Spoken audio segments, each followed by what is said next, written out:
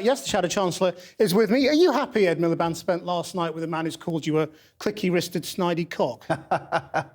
Look, as far as I was concerned, it was C***T, and I've never quite known what those words were supposed to mean. The fact is, we want to make sure that people engage in this election, they vote in this But he's not voting. Election. What's the point of talking to him? Well, let's wait and see, because I think there are lots of people who watch his channel, and Ed Miliband is going to do interviews with people left, right and centre, right across the country.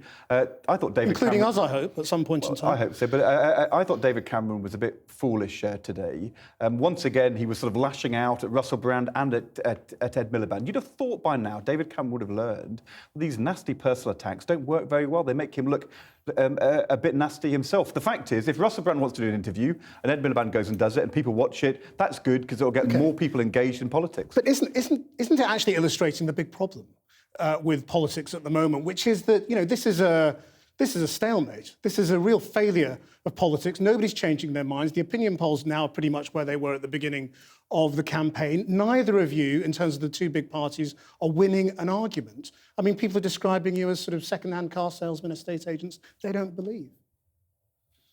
I have to say, my experience of this election is very, very different from that. And you should come up to my constituencies and the constituencies I go to and talk to the voters with me, because this time round, people are engaged in this election like in a way I've not seen before. They know their vote really counts. They're thinking hard about it. There's still people who aren't decided. There are people who last time voted Liberal Democrat and thought, well, you know, that was a progressive vote, and they ended up voting for a VAT rise and for tuition fees to £9,000. People are thinking hard about this election, and they're right to. But isn't the truth that you've both lost this argument? You've both lost the electorate, the confidence of the electorate. Christian, we've got what is it? We've got 9 days to go.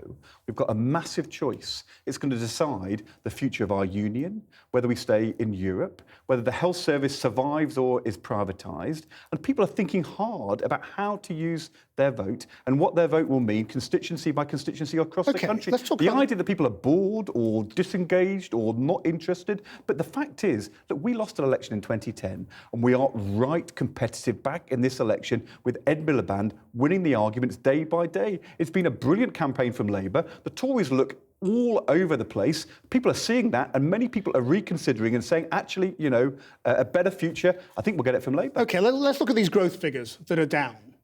Isn't it as ridiculous of you to blame Osborne for these growth figures as it was of him to blame you for a global financial crisis? Well, look, there was a global financial crisis all around the world. It wasn't caused by Labour public spending. You're right about that. It's a Tory, and these growth figures aren't caused by him, are they? Look, Europe is flat, America's flat, China's flat. Those are all the things that are causing this. But what we've had from George Osborne for months and months is him patting himself on the back. My plans worked, I've fixed the economy, and suddenly we find out not only are most working people worse off, but he's not even fixed growth. The economy's slowing down, construction is down, manufacturing is flat. It shouldn't be like this. It wasn't what George Osborne said, and I think many people are now saying, well, he said he'd fix the economy. Who's he fixed it for? He may have fixed it for a few of his mates on very high salaries. Working people are not being helped by this Tory recovery.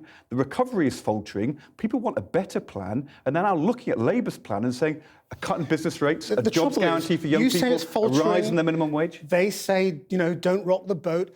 Nobody is convinced by either of you. The Institute for Fiscal Studies, puts out reports every few days saying both Labour and the Conservative plans are nonsense. Today, they've attacked your tax and benefit plans, as they have attacked the Conservatives. They've said your tax changes won't really make any difference I think at all. And the trouble stuff from you here is really wrong. It's not anti-politics for me. It's saying because you're sort of saying we're all the same. Isn't working. No, but you're saying we're all the same. You're saying that the Institute for Fiscal Studies says they're all the same. There's no. The Institute for Fiscal Studies said last week there is a big difference between the parties, between a Labour plan, which I think is a balanced plan, and a Tory plan, which says even deeper cuts in the next 3 years than the last 5, bigger than any advanced country. And the IFS said that those spending plans from the Tories, they're big and extreme, but they've not spelled out where the axe will fall and who will. And you haven't spelled out how much you borrow.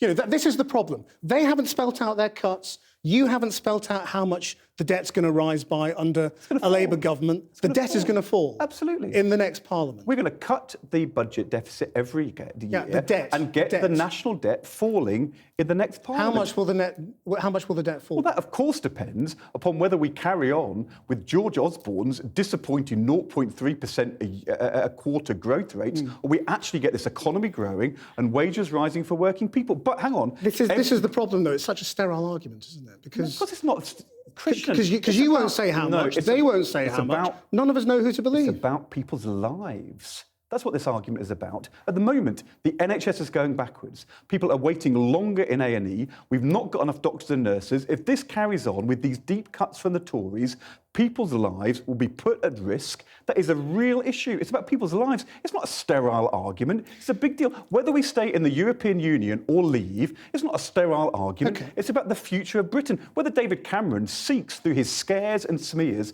to break up the union of the United Kingdom in the next 5 years isn't a sterile argument. It's about the future of Britain. This is a big deal. OK, that's an impassioned plea to match David Cameron's. Let's talk about the relationship then between... Well, he was pretty passionate as well. I know, but you know what he's doing. He says today he's saving the union. His is fake. He spent the last 2 weeks making smears and scares about the SNP to try and break up our union and set England against Scotland. It's utterly reprehensible. I want to talk about the relationship between you and Ed Miliband briefly, because we know with George Osborne and David Cameron, they are close. George Osborne helped David Cameron win the leadership. They share a political ideology. They are friends, long-standing friends. Sure. You and Ed Miliband were rivals. You wanted the leadership. He won. You know, you have separate teams. There are supposedly tensions between the two camps from time to time.